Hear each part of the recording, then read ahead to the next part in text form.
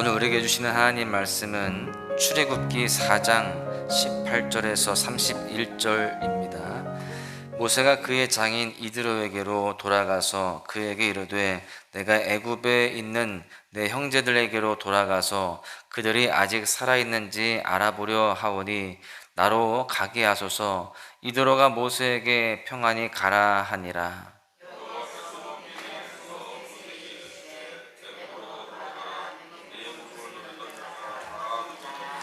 모세가 그의 아내와 아들들을 나귀에 태우고 애굽으로 돌아가는데 모세가 하나님의 지팡이를 손에 잡았더라.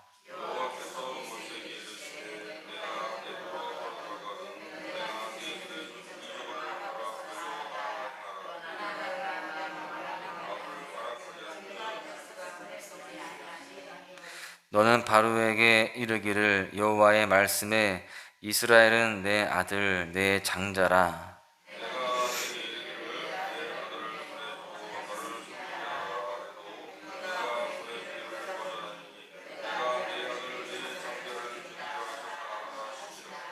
모세가 길을 가다가 숙소에 있을 때에 여호와께서 그를 만나사 그를 죽이려 하신지라.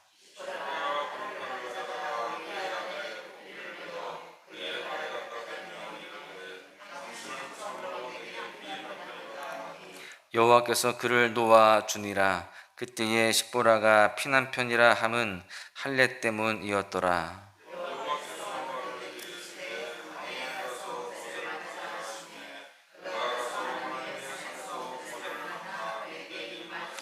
모세가 여호와께서 자기에게 분부하여 보내신 모든 말씀과 여호와께서 자기에게 명령하신 모든 이적을 아론에게 알리니라. 아론이 여호와께서 모세에게 이르신 모든 말씀을 전하고 그 백성 앞에서 이적을 행하니 백성이 믿으며 여호와께서 이스라엘 자손을 찾으시고 그들의 고난을 살피셨다함을 듣고 머리 숙여 경배하였더라. 아멘. 인생을 여행이라고도 그렇게 표현을 하죠. 여행은 과정 중에 고단함이 있어도 결국 즐겁고 행복한 추억으로 우리에게 남습니다. 마찬가지로 우리 인생 여행에서도요, 즐거운 일만 있지는 않습니다. 인생 여정 가운데에 늘 우여곡절이 많다라는 사실이죠. 그러나 하나님의 자녀로 이 세상을 여행하는 우리는 때때로 험난하다 할지라도 결국 주의 날개 아래에서 보호받고 있음을 믿기에 우리는 늘 행복하게 주님의 그 길을 걸어갈 수 있게 되는 것입니다. 오늘 본문에 보니까요, 모세가 애굽으로 돌아갑니다.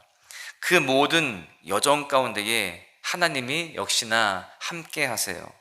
그리고 하나님은 모세에게 사명을 주십니다. 사명을 가지고 떠나는 모세의 여정을 우리가 살펴보면서 우리와 함께 거하시는 하나님께서 우리에게 주신 사명이 무엇인지를 점검해 보고요, 구체적으로 어떻게 수행할지를 생각해 보기를 간절히 바랍니다.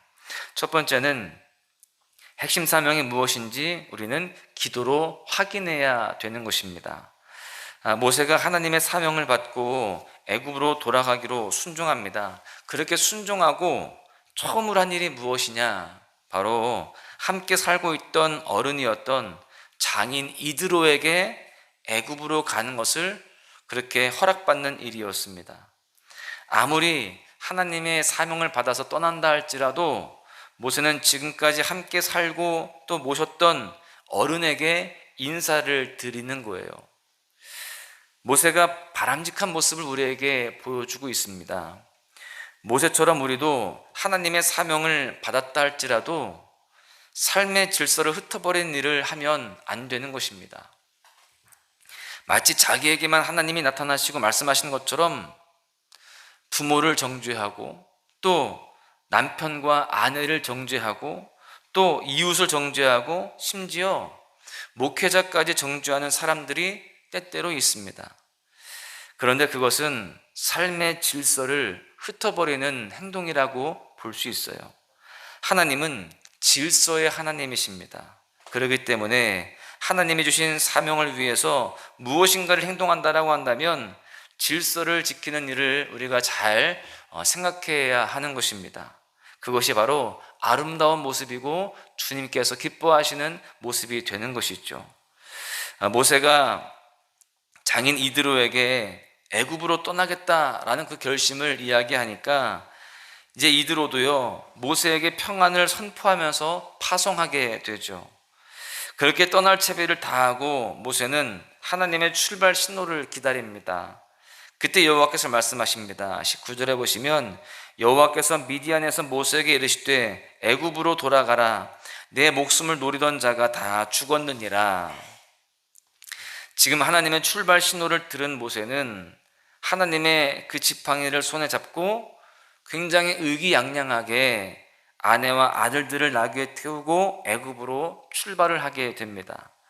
여러분, 이 모습 속에서 우리는 모세의 자세가 달라졌음을 깨달을 수가 있습니다. 사명을 받기 전과 그 후가 달라진 거예요. 사명에 대해서 임하는 태도가 완전히 달라졌습니다. 그토록 사명에 대해서 거부하고 또 핑계댈 거리만 찾던 그 모세가 이제 순종을 결단하고 나니까요, 완전히 다른 모습으로 그렇게 힘차게 사명의 길을 걸어가고 있는 것입니다. 이때 하나님이 모세에게 말씀하십니다. 애굽에 가서 할 일 중에서 가장 핵심적인 일에 대해서 말씀을 해주시는데요, 22절과 23절에 보십시오. 너는 바로에게 이르기를 여호와의 말씀에 이스라엘은 내 아들 내 장자라. 내가 내게 이르기를 내 아들을 보내주어 나를 섬기게 하라 하여도 내가 보내주기를 거절하니 내가 내 아들 내 장자를 죽이리라 하셨다 하라 하시니라. 여러분, 일전에 하나님이 모세를 부르실 때에 하나님은 모세에게 할 말을 가르쳐 주시겠다라고 그렇게 약속을 하셨습니다. 그러니까 이 모세가 말이 어눌하다, 나는 그렇게 리더가 될 자격이 없다 핑계댈 때에 하나님이 내가 할 말을 다 알려주겠다라고 그렇게 약속하셨는데 지금 그 할 말을 실제로 알려주고 계시는 것입니다. 애굽왕 바로에게 가서 이스라엘이 하나님의 장자라고 선포하고 그들을 애굽에서 이끌어내라라는 것입니다. 그때 바로가 허락하지 않을 것이니 그러면 애굽의 장자를 죽이겠다고 선포하라라는 것입니다. 이렇게 그 바로 앞에서 해야 할 말들을 다 알려주십니다.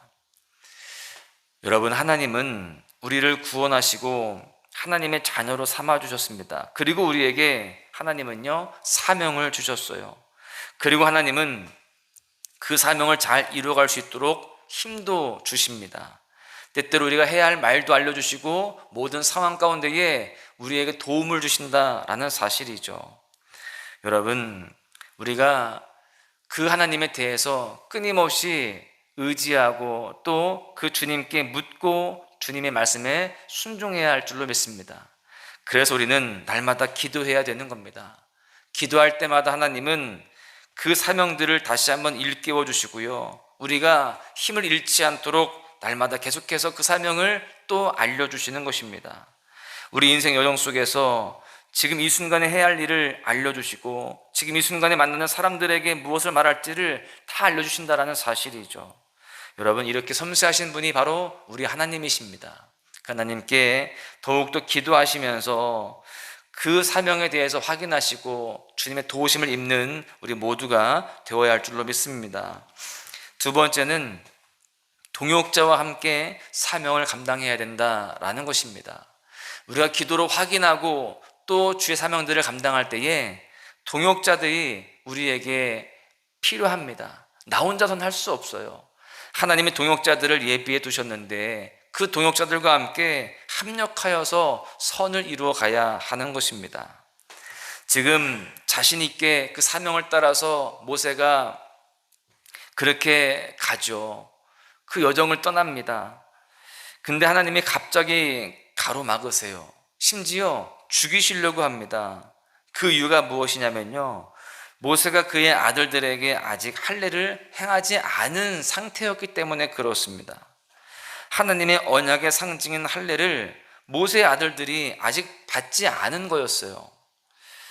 모세는 사명을 시작하기 전에 언약 백성으로서의 정체성을 분명히 해야만 했습니다. 할례는 언약의 표징이고 할례가 없으면 백성에서 끊어지는 것이 언약의 조항이었습니다. 그러니까 지금 모세의 아들들은 언약을 받지 못한 백성의 상태였다는 겁니다.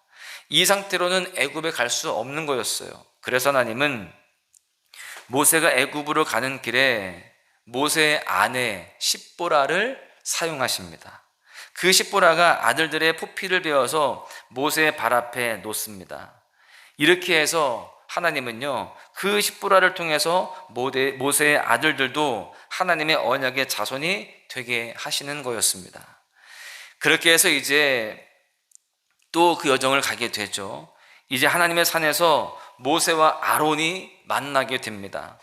모세를 부르신 하나님은요, 아론에게도 나타나셔서 사명을 주신 겁니다. 하나님께서 모세에게 사명을 주시면서 순종을 촉구하실 때에 아론이 어디 있는지 하나님은 또한 찾으셨을 것입니다. 동시에 이루어지는 거예요.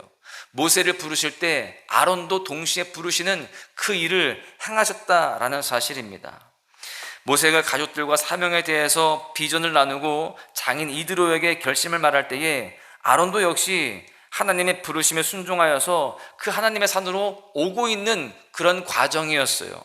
그렇게 해서 지금 모세와 아론이 하나님의 산에서 만나게 되는 겁니다. 그렇게 만나서 하나님의 비전과 자신들에게 주신 사명을 서로 말하는 겁니다.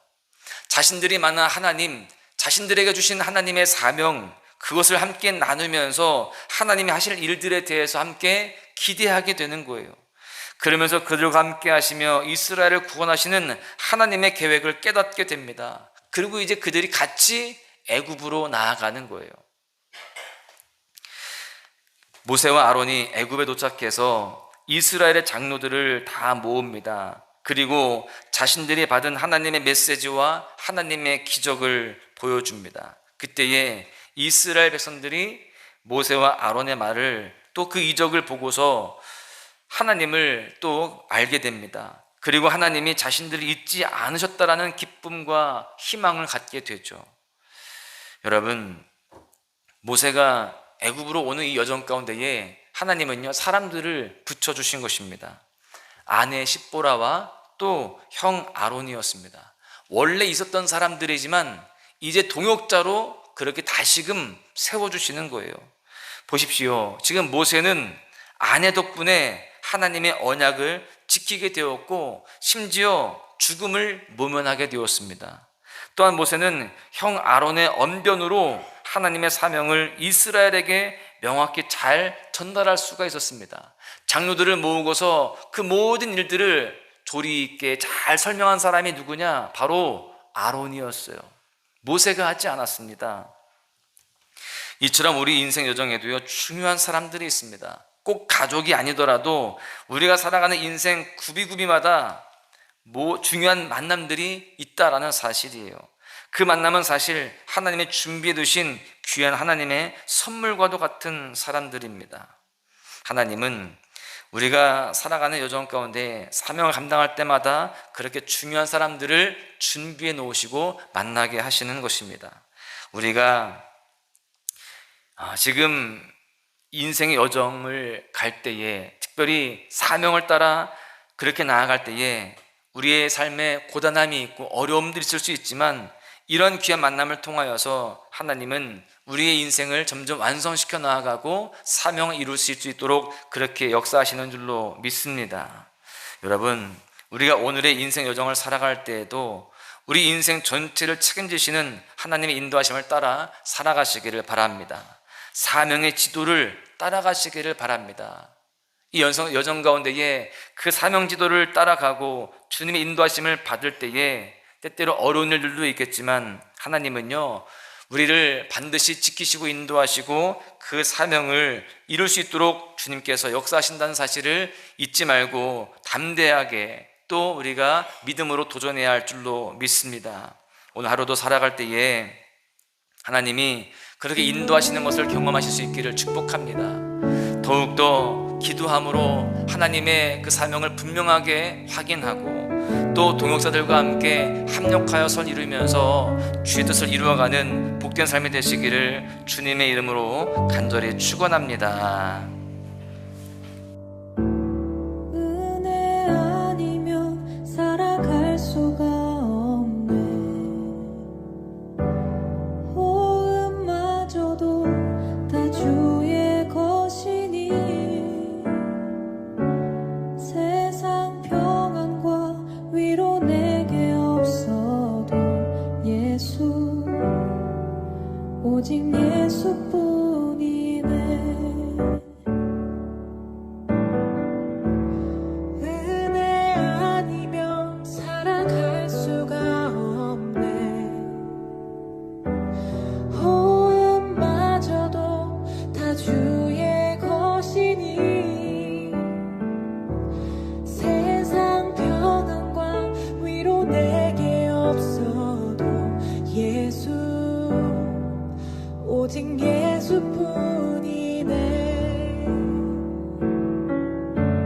크신 계획 다 볼 수도 없고 작은 고난에 지쳐도 주께 묶인 나의 모든 삶 버티고 견디게 하시네. 은혜 아니면 살아갈 수가 없네. 나의 모든 것 다 주께 맡기니 참된 평안과 위로 내게 주신 주 예수, 오직 예수뿐이네.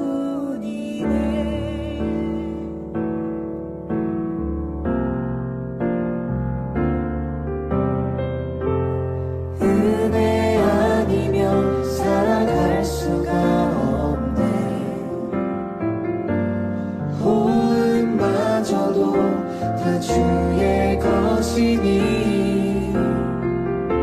세상 평안과 위로 내게 없어도 예수, 오직 예수뿐이네. 크신 계획 다 볼 수도 없고 작은 고난에 지쳐도 주께 묶인 나의 모든 삶 버티고 견디게 하시네. 크신 계획 다 볼 수도 없고 작은 고난에 지쳐도 주께 묶인 나의 모든 삶 버티고 견디게 하시네. 은혜 아니면 살아갈 수가 없네. 나의 모든 것 다 주께 맡기니 참된 평안과 위로 내게 주신 주 예수, 오직 예수뿐이네.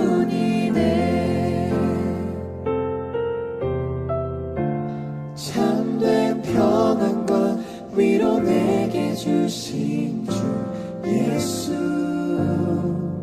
오직 예수뿐